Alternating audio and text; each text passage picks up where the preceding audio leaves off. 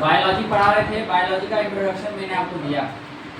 Biology में मैंने आपको बोला कि कोई भी टर्म यहाँ पर डिफरेंशिएट होता है, और जब आप किसी भी टर्म को उसके सिलेबल के अनुसार पढ़ते हैं तो पढ़ने में थोड़ा आसानी हो जाती है। ठीक है, जैसे मैंने आपको बताया कि बायोलॉजी ये दो शब्द से बना हुआ है, एक बायो और दूसरा लॉजी। ठीक है, बायो का मतलब हमने आपको बताया था लाइफ, क्या बताया था? लाइफ। और लोगस का मतलब आपको मैंने समझाया था study. That means study of life और study of living organism is called biology. That means biology is that branch in which we will study about the living organisms or the living things। समझ में आ गया? जिस किसी भी विषय वस्तु में हम लोग सजीव वस्तु या सजीव प्राणी के बारे में पढ़ते हैं उसको हम लोग जीव विज्ञान कहते हैं। जीव विज्ञान की अनेक शाखा है, लेकिन उसमें भी मैंने आपको दो प्रमुख शाखा के बारे में बताया, एक जूलॉजी और दूसरा बॉटनी। जूलॉजी में आपने देखा, जूलॉजी ऐसा ब्रांच था जिस ब्रांच में हम लोग सिर्फ और सिर्फ एनिमल का स्टडी कर रहे थे, जबकि जहां प्लांट का स्टडी कर रहे थे उसको हम लोग क्या नाम दे रहे थे? बॉटनी नाम। इतना बात समझ में आ रहा है? तो आज जो ये आप देख रहे हैं study of living organisms is called biology. Study of living organisms, तो ये लिविंग ऑर्गेनिजम्स का फंडामेंटल यूनिट जो होता है वो फंडामेंटल यूनिट क्या होता है? सेल। लिविंग ऑर्गेनिज्म का फंडामेंटल यूनिट क्या होता है? किसी भी चीज का फंडामेंटल कहने का मतलब जड़ क्या है उसका, वो किस सबसे छोटे यूनिट से बना पड़ा हुआ है, that is called its fundamental. कहते हैं ना अगर ये फंडा खत्म हो गया तो सारा जड़ ही खत्म हो गया। समझ आ रहा क्या? तो फंडामेंटल मींस द बेसिस, ठीक है, द पिलर। ठीक है, तो जिस तरह से इससे पहले आपने केमिस्ट्री में पढ़ के आया एटम्स, वहां पर एटम भी फंडामेंटल यूनिट था, वह किसका? नॉन लिविंग थिंग्स का। ठीक है, एटम मिल रहे थे, एटम मिलने के बाद मॉलिक्यूल्स बन रहे थे, मॉलिक्यूल्स से कंपाउंड का निर्माण हो रहा था। ठीक है, उसी प्रकार से यहाँ पर अभी हम देखेंगे ये जो लिविंग ऑर्गेनिज्म से स्टडी करेंगे, इसका फंडामेंटल जो आपका होता है वो होता है सेल। क्या होता है? सेल। इतना बात समझ में आया? इसलिए सेल का डायरेक्ट नाम सेल नहीं लिखा जाता है। क्लास 9 का जो चैप्टर है उसमें डायरेक्ट सेल नहीं लिखा हुआ है, साइंस पलटिए, चैप्टर निकालिए सेल, उसमें डायरेक्ट सेल नहीं लिखा हुआ है। उसमें क्या लिखा हुआ है? The fundamental unit of life. ठीक है, उसमें क्या लिखा हुआ है? The fundamental unit of life. अच्छा, इसको थोड़ा और डिफाइन करने की कोशिश करें सेल को, तो आपको दो टर्म यहां से निकलता है जो एनसीईआरटी लिखती है, फंक्शनल एंड स्ट्रक्चरल यूनिट। क्या लिखती है? फंक्शनल, क्रियात्मक। फंक्शनल का मतलब क्या होता है? क्रियात्मक। ठीक है, और स्ट्रक्चरल का क्या होता है? संरचनात्मक। क्या होता है? यानी क्रियात्मक कहने का मतलब क्रिया करने वाला, संरचनात्मक कहने का मतलब जिसका अपना संरचना है या जो किसी चीज का निर्माण कर सकता है। समझ आ रहा बात? दैट मींस यदि हम सेल को डिफाइन करने की कोशिश करें तो यहाँ पर हम समझेंगे कि cell is the fundamental unit of life, cell is the functional and structural unit of life. ठीक है, अच्छा ये तो डिफिनेशन हो गया। इसको कहे क्यों फंक्शनल यूनिट और स्ट्रक्चरल यूनिट? कोई तो बात। इससे पहले आप बायोलॉजी को टर्म को समझे, बायो और लॉजी। ठीक है, सेल को चूंकि हम लोग स्टडी कर रहे हैं तो इसके भी टर्म को समझ लीजिए, साइटोलॉजी। क्या होता है? साइटोलॉजी। और ये भी दो टर्म से मिलकर बन गया ना, साइटो और लोकस। यहाँ पर भी लोकस का मतलब स्टडी और यहाँ पर साइटो का मतलब सेल। तो सेल का स्टडी करने का तरीका क्या कहलाएगा? साइटोलॉजी। पढ़ने का तरीका हमारा बायोलॉजी को यही है।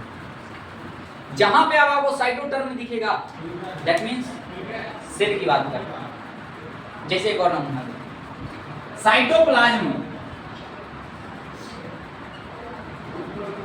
Cyto means cell, plasm stand for liquid, matrix. तो सेल के इनसाइड में पाया जाने वाला लिविंग मैटर जो भी है, लिक्विड सब्सटेंस जो भी है, दैट इज कॉल्ड साइटोप्लाज्म। और ये यहां से हम लोग देखने की कोशिश करें तो ये समझिए साइटोकाइनेसिस। साइटोकाइनेसिस, साइटो मतलब सेल, काइनेसिस डिवीजन।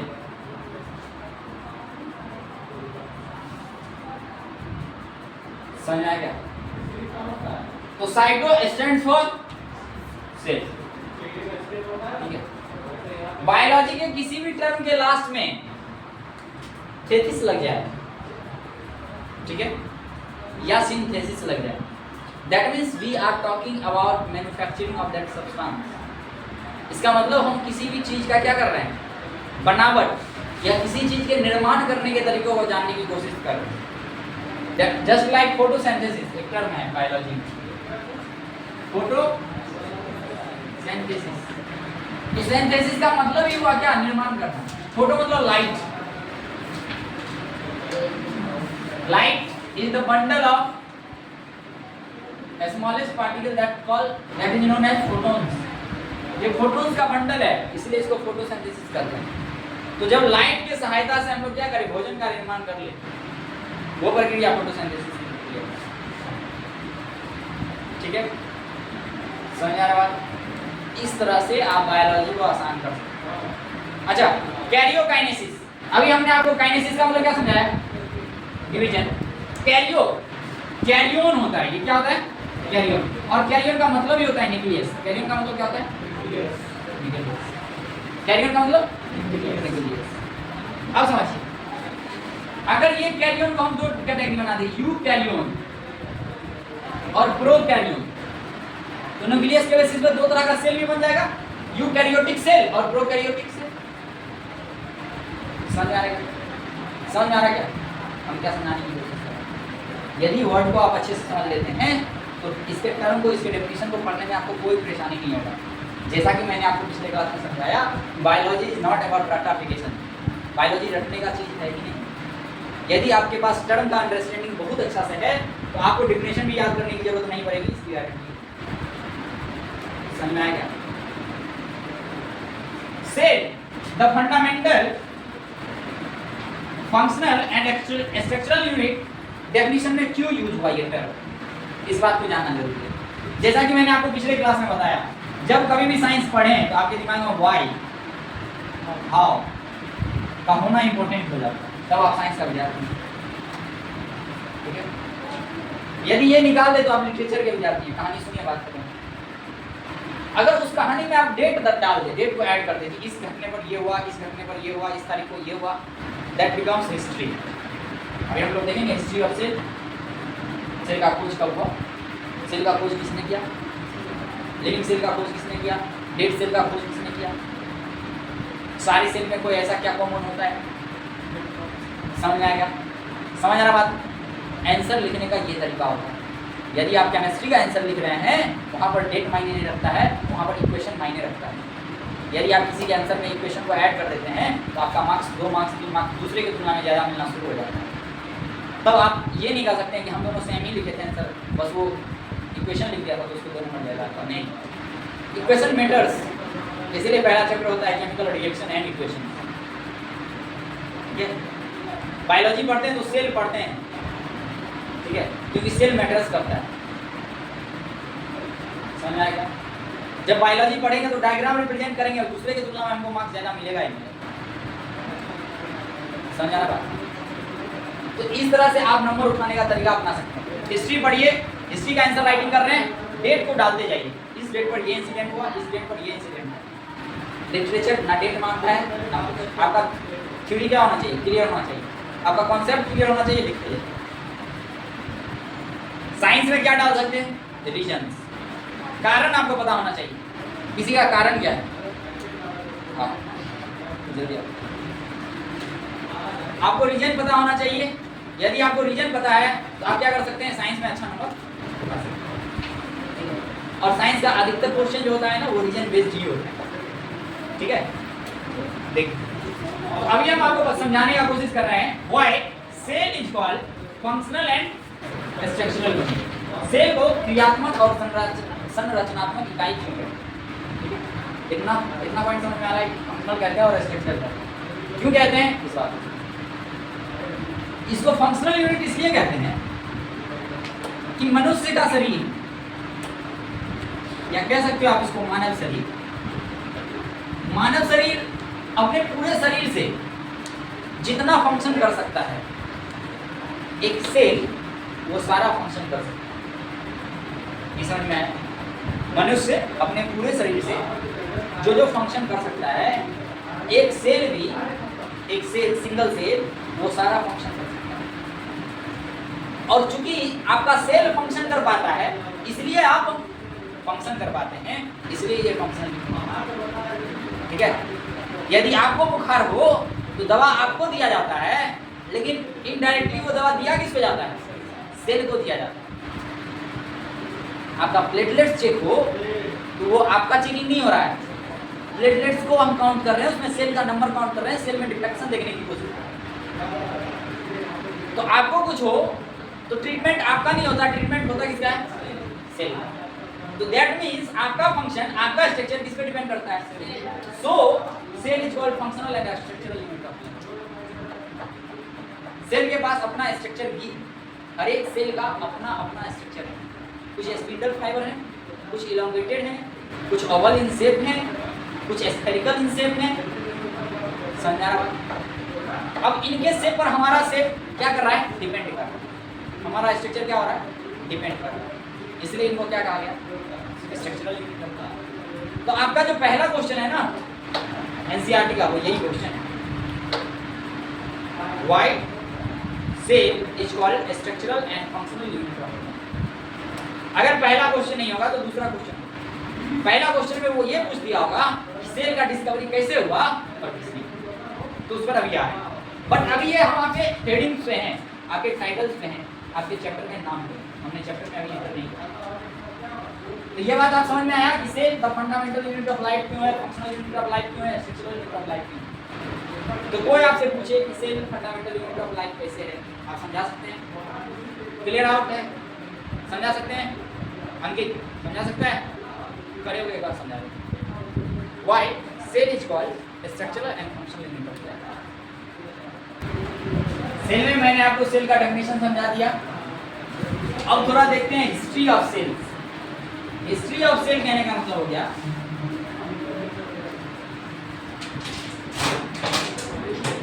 कि सेल के इतिहास से रिलेटेड, सेल के पास्ट से रिलेटेड, सेल के डिस्कवरी से रिलेटेड जो भी साइंटिस्ट आए उन्होंने क्या अपना योगदान दिया, ये हिस्ट्री ऑफ सेल्स में हम लोग पढ़े। ठीक है? तो सबसे पहले 1665, ये पढ़ने का तरीका, आपको डेट स्टेप बाय स्टेप याद होगा तो आपको समझ में आएगा कि कैसे कैसे सेल स्टडी में है। ठीक है? 1665 में एक साइंटिस्ट आते हैं, उनका नाम है रॉबर्ट हुक। क्या नाम है? Robert Hooke. ये प्लांट का स्टडी कर रहे होते हैं। किसका स्टडी कर रहे होते हैं? प्लांट का स्टडी कर रहे होते हैं। और ये इंग्लिश साइंटिस्ट है। कौन है? English scientist. प्लांट का स्टडी करने के वक्त में ये क्या करते हैं? बार्क लेते हैं। बार्क समझते हो? छिलका, पेड़ का जो स्टेम होता है उसमें से छिलका लेते हैं, उसको कहते हैं बार्क। उसको क्या बोलते हैं? बार्क। उस बार्क को स्टडी करने के दौरान जब वो स्टडी कर रहे होते हैं सेल्फ डिजाइन माइक्रोस्कोप से, तो वो उसमें देखते हैं उसका जो स्ट्रक्चर है ना, उसका जो स्ट्रक्चर है वो हनी कॉम्ब से रिलेटेड है। किससे रिलेटेड है? हनी कॉम्ब। हनी कॉम्ब कहने का मतलब मधुमक्खी का छत्ता, हनी कॉम्ब। छत्ते को देखिएगा आप, इस तरह से जो छत्ता बना हुआ रहता है, इसमें बहुत सारा छोटा होता है ना। मधुमक्खी को निकलते नहीं देखेंगे अभी, इस तरह से पेड़ पे लगा हुआ रहता है ना। हाँ, इस तरह से होता है। उन्होंने मधुमक्खी की तरह समझा। ठीक है? इसलिए हनी कॉम्ब यूज कर रहे हैं। बिरनी में भी आप ऐसा देख सकते हैं, होता है ऐसा। स्टडी करें तो ये आपको कुछ इस प्रकार से दिखेगा।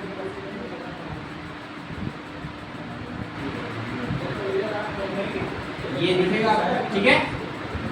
तो ये क्या है, कंपार्टमेंट है। ये क्या है, कंपार्टमेंट। क्या है, आप इसको लिटिल रूम कह सकते हैं। क्या कह सकते हैं, लिटिल रूम। एक छोटा सा रूम का अपीयरेंस भी दे रहा है, चारों तरफ से घिरा हुआ, इसको आप लिटिल रूम कहते हैं। और इसी लिटिल रूम को लैटिन में, लैटिन लैंग्वेज में हम लोग सेल कहते हैं। इसी तरह से रॉबर्ट हुक साहब ने इनको सेल नाम दिया। देन 1665 में सबसे पहले रॉबर्ट हुक साहब क्या किए, बार्क ऑफ कैम्बियम में देखे, ट्री में देखे, उसमें ये क्या देखे, लिटिल रूम का स्ट्रक्चर उनको अपीयर हो रहा था। उस लिटिल रूम को इन्होंने नाम दिया सेल। उसको क्या नाम दिया इन्होंने, सेल। इतना बात समझ में आया। लेकिन ये सेल डेड, ये सेल क्या था, डेड। इस तरह से यदि आपको ये पूछ दे हु डिस्कवर्ड सेल फर्स्ट, तो रॉबर्ट हुक साहब। लेकिन यदि लिविंग और डेड दे दे तो समझ जाइए कि क्वेश्चन थोड़ा घुमा होगा। तो यदि डेड सेल पूछ दे तब तो रॉबर्ट हुक साहब आ जाएंगे। लेकिन यदि लिविंग पूछ दे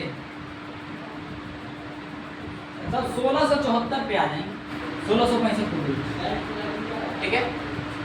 1674 में एक साइंटिस्ट आएंगे, एंटन वैन लीवेनहुक, ठीक है। ये साइंटिस्ट आएंगे और ये पॉन्ड वाटर में, पॉन्ड वाटर में एल्गी के रूप में सेल को खोजेंगे, that is called living cell. वो सेल जो होगा, वो सेल क्या होगा, लिविंग सेल। इतना समझ में आया। तो पहला घटना 1665 में घटा, दूसरे बार ये घटना 1674 में।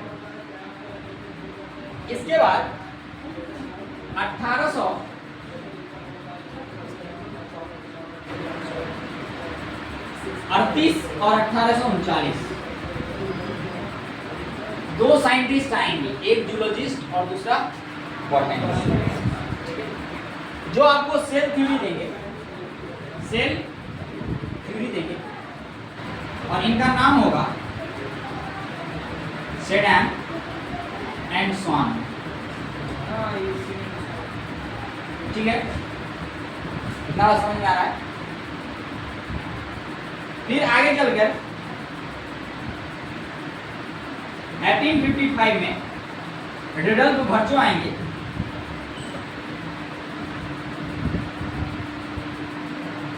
और ये सेल को थोड़ा सा मॉडिफाई कर देंगे, सेल थ्योरी। ये बताएंगे सेल थ्योरी में कि कोई भी नया सेल जो है, new cell arise from pre existing cell. कोई भी नया सेल जो होता है वो कहां से अराइज होता है, प्री एग्जिस्टिंग सेल। इतना बात समझ में आएगा, इतना बात समझ में आया। पहले इसको नोट डाउन करो।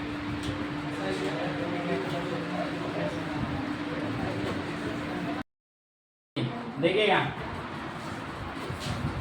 आपने देख लिया 1855 में सेल थ्योरी को मॉडिफाई करने का काम रुडोल्फ वर्चो साहब किए, जिसमें इन्होंने बताया कि नए सेल जो होते हैं वो पुराने सेल से अराइज होते हैं, ठीक है।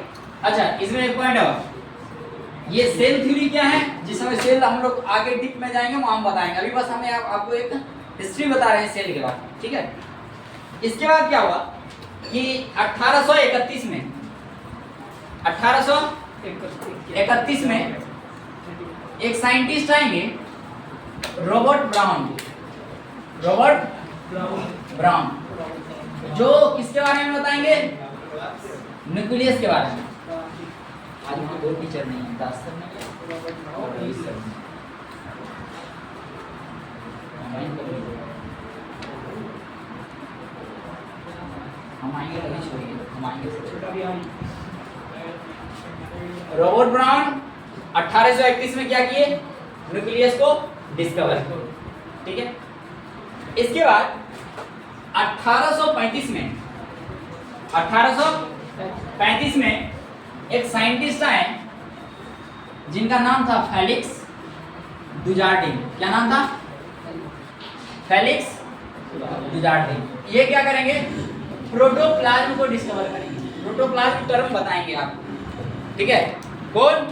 फेलिक्स डुजार्डिन। लेकिन 1839 में एक साइंटिस्ट आएंगे जिनका नाम होगा J.E. पुरकेंजे। क्या नाम होगा? J.E. पुरकेंजे।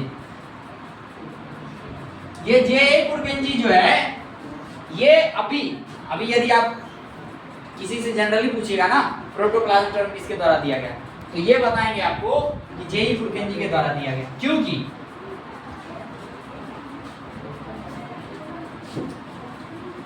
फेलिक्स डुजार्डिन जो प्रोटोप्लाज्म को खोज किए थे, जो टर्म दिए थे, उसको उन्होंने जो बुलाया था, उसको एक नाम दिया था, दैट इज कॉल्ड सारकोड। उसको क्या नाम दिया था? सारकोड।